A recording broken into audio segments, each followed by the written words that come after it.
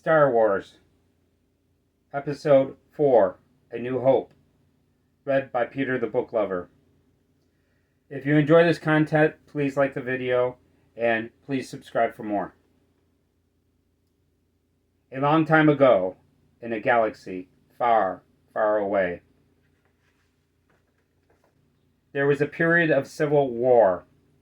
Rebel spaceships fighting for freedom had won their first victory against the evil Galactic Empire.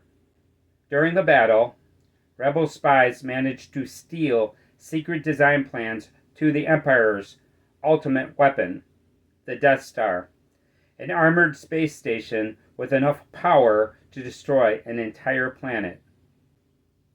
Pursued by the Empire's agents, Princess Leia of Alderaan raced home aboard her Rebel starship, carrying the plans that could save her people.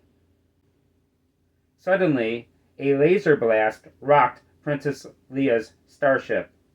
Inside, two droids, C-3PO and R2-D2, tried to steady themselves. The larger of the two, C-3PO, turned to his small counterpart, R2-D2.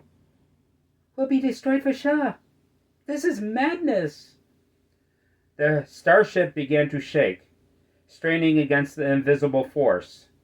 It was caught in the tractor beam of an Imperial Star Destroyer and was being pulled into a docking bay. In a burst of flame, the hatch to the Rebel starship was opened and Imperial stormtroopers poured in, firing in every direction.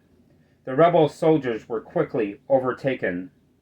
A massive, black-cloaked figure stepped through the charred doorway. It was the Dark Lord of the Sith, the feared Darth Vader. In another part of the ship, C-3PO was looking for R2-D2, whom he had lost during the attack. Following the familiar sound of his friend, C-3PO came across a beautiful woman kneeling in front of the little droid. She turned and quickly slipped into the shadows. "There you are. Where have you been?" "Mission? What mission?" C-3PO followed the little droid as he entered an escape pod. "I'm going to regret this." The pod burst from the ship and headed for Tatooine, the planet below. Within moments, Princess Leia was captured and brought before the Dark Lord. "Darth Vader, only you could be so bold." "Don't act so surprised, Your Highness. You weren't on any mercy mission this time. Several transmissions were beamed to this ship by Rebel spies. I want to know what happened to the plans they sent you." "I'm a member of the Imperial Senate on a diplomatic mission to Alderaan." "You are part of the Rebel Alliance and a traitor. Take her away." On the desert planet of Tatooine, C-3PO and R2-D2's escape pod had landed. No sooner had they disembarked than they were captured by Jawas, a group of little hooded creatures. "We're doomed. You think they'll melt us down?" Scavengers by nature, the Jawas claimed the droids as their own and sold them to Lowen Lars, a moisture farmer and a guardian of Luke Skywalker. "Luke, take these over to the garage, will you? I want you to have both of these cleaned up before dinner." As C-3PO was lowered into an oil bath, Luke began to clean the little R2 unit. "You got a lot of carbon scoring here. Looks like you boys have seen a lot of action." "With all we've been through, sometimes I'm amazed we're as in good as condition as we are, with a rebellion and all." "You know of the rebellion against the Empire?" "That is how we came into your service, if you take my meaning, sir." Excited by this link to the rebellion, Luke turned back to R2-D2 and discovered an object in his head rotation joint. "Well, my little friend, you got something jammed in here really good. Were you on a Star Cruiser or a..." There was a flash of light, and suddenly R2-D2 began projecting a holographic image of Princess Leia to the center of the room. Help me, Obi-Wan Kenobi. You're my only hope. Luke sat there dazzled. Who is she? She's beautiful. The stubborn R2 unit refused to play back the entire message. C-3PO interpreted the little droid's mechanical beeps for Luke. He says that he's property of Obi-Wan Kenobi, a resident of these parts, and it's a private message for him. I wonder if he means old Ben Kenobi. I beg your pardon, sir, but do you know what he's talking about? Well, I don't know anyone named Obi-Wan, but a Ben lives out beyond the Dune Sea. He's a kind of strange old hermit. Fearing that the droids may have been stolen, Luke set off to deliver them to Ben Kenobi, along with the secret message. Luke presented Ben with the droids. I saw a part of a message R2-D2 was... I seem to have found it. General Kenobi, years ago you served my father in the Clone Wars. Now he begs you to help him in his struggle against the Empire. I have placed information vital to the survival of the rebellion into the memory systems of this R2 unit. You must see this droid safely delivered to him on Alderaan. This is our most desperate hour. Help me, Obi-Wan Kenobi. You're my only hope. Ben turned to Luke. I was once a Jedi Knight, like your father. My father was a Jedi? Yes, and this was his lightsaber. Ben handed Luke the sword. He wanted you to have it when you were old enough. You should learn the ways of the Force if you are to come with me to Alderaan. I can't leave here. I'll take you as far as Anchorhead. You must do what you feel is right, of course.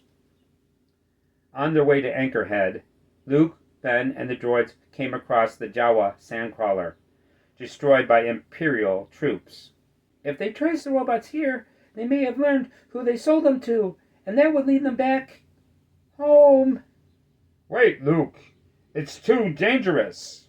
But Luke was already in his land speeder and gone. When he arrived at the farm, he was devastated to find all that he had ever known destroyed and smoldering. Sadly, he returned to bed. I want to come with you to Alderaan. There's nothing here for me now. I want to learn the ways of the Force and become a Jedi, like my father. Though their destination was clear, they still needed a ship and a pilot to take them there. The best place to find a pilot was the Mos Eisley Cantina, home to a strange assortment of creatures from throughout the galaxy. Ben took Luke around and made some introductions. Chewbacca here is first mate on a ship that might suit us. The tall Wookiee led them to a table off in the corner where they met a rough-looking star pilot. Han Solo, I'm captain of the Millennium Falcon. You guys got yourself a ship. We'll leave as soon as you're ready. Docking Bay 94. While Luke and Ben set off to sell the land speeder for some extra money, Han returned to his ship only to be met by the hideous gangster, Jabba the Hutt. The vicious Hutt demanded the money that Han owed him. The captain tried to gain some time. I got a nice easy charter now. Pay you back. Plus a little extra. Jabba agreed, but he made it clear that if Han failed again, he would put such a high price on his head that he wouldn't be able to go anywhere without an army of bounty hunters waiting to collect it. The Millennium Falcon took off, racing towards Alderaan. Meanwhile, at Alderaan, the Death Star had just entered in orbit. On board, Darth Vader was taking the princess to the commander of the space station, Princess Leia. Before your execution, I would like you to be my first guest at a ceremony that will make this battle station fully operational. No star system would dare oppose the Empire now. He turned to the technician. You may fire when ready. A beam of light shot out of the Death Star, and the planet Alderaan exploded in a tremendous fireball. At the same moment, the Millennium Falcon came out of hyperspace and was suddenly pelted with debris from the destroyed planet. The only thing seemingly intact was a small moon nearby. That's no moon. That's a space station. Ben was right. Suddenly the ship shook violently. Han grabbed the controls. We're caught in a tractor beam. They're pulling us in. When the Falcon docked, the Imperial search crew jumped on board, but they found the ship empty. Shaking their heads in disbelief, they left. Han, along with the others, emerged from secret compartments and climbed aboard the Death Star. While Ben set off to deactivate the tractor beam, R2 plunged into a Death Star computer and discovered that Princess Leia was aboard. Luke persuaded Han and Chewbacca to help him rescue her. They knocked out some guards, took their uniforms, and disguised themselves as stormtroopers, escorting their prisoner, Chewbacca. Once inside the detention block, they located Leia's cell. She was startled as her door opened and an unusual stormtrooper entered. I'm Luke Skywalker. I'm here to rescue you. I've got your R2 unit. I'm here with Ben Kenobi. Suddenly, lasers were exploding around them. The Imperial troops had our heroes completely covered. They forced them down a hallway with no means of escape. This is some rescue. When you came here, didn't you have a plan for getting out? The princess grabbed Luke's blaster and ripped open a hole in the wall. Into the garbage chute, Boy. One by one, they all dove into the hole, landing safely in a huge garbage bin. Without warning, the walls began to close in on them. They landed in a trash compactor. It took all their strength to keep the four sides from crushing them, and for a while, it didn't look good. Then Luke suddenly remembered the droids. He contacted them on his comlink and instructed R2 to shut down all the garbage mashers. Everyone escaped with barely a scratch. Meanwhile, Ben had deactivated the tractor beam. Stealthily, the old Jedi made his way back through the hallways to the Falcon. Then suddenly, he felt the presence of the Dark Lord. I've been waiting for you, Obi-Wan. We meet again at last. When I left you, I was but the learner. Now I am the master. On went his lightsaber. Ben quickly ignited his sword too. Only a master of evil, Darth. You can't win. If you strike me down, I shall become more powerful than you could possibly imagine. Luke and his friends arrived at the docking bay, where the Falcon was in sight. But there was a strange commotion going on at one end, and a group of stormtroopers were watching it closely. It was the battle between the Dark Lord and Obi-Wan Kenobi. Vader would swing and Ben would block. But when the old Jedi saw Luke, a serene look came over him. He stopped fighting, closed his eyes, raised his sword to his face. Vader swept his lightsaber through Obi-Wan's cloak, but suddenly he was gone. Only his robes, in a crumpled heap, remained. Luke was horrified. No! The stormtroopers spun around and opened fire. Leia and the droids raced to the ship as Han, Chewbacca, and Luke fired back. Within seconds, the Millennium Falcon shot out of the docking bay. But it was not alone. 4 Imperial TIE fighters were hot on its trail. Han showed Luke the gun ports. Come on, buddy. We're not out of this yet. The attack was severe, but our young heroes won. Afterward, they arrived at the Rebel headquarters with the Death Star plans.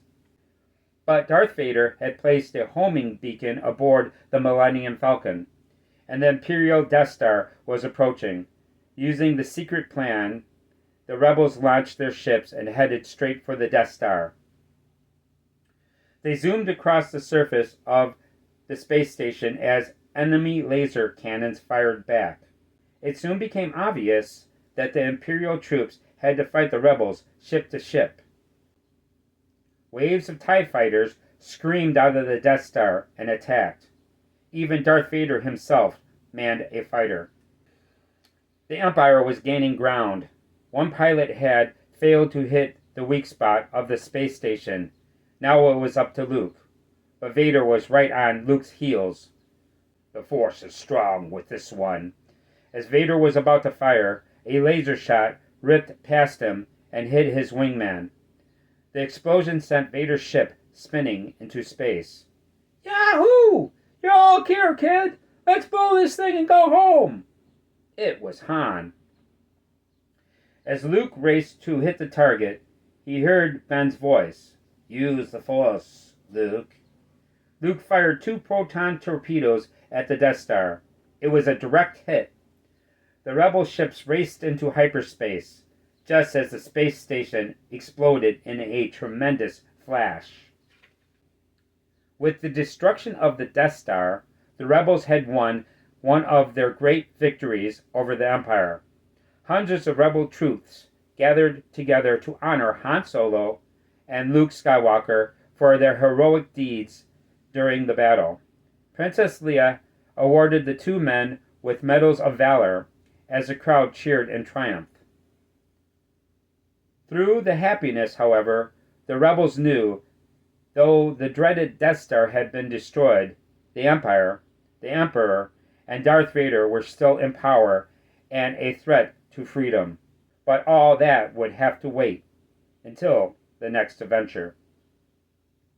This is Star Wars, Episode 4, A New Hope, read by Peter the Booklover. If you enjoyed the content, please like and subscribe. Thank you for listening.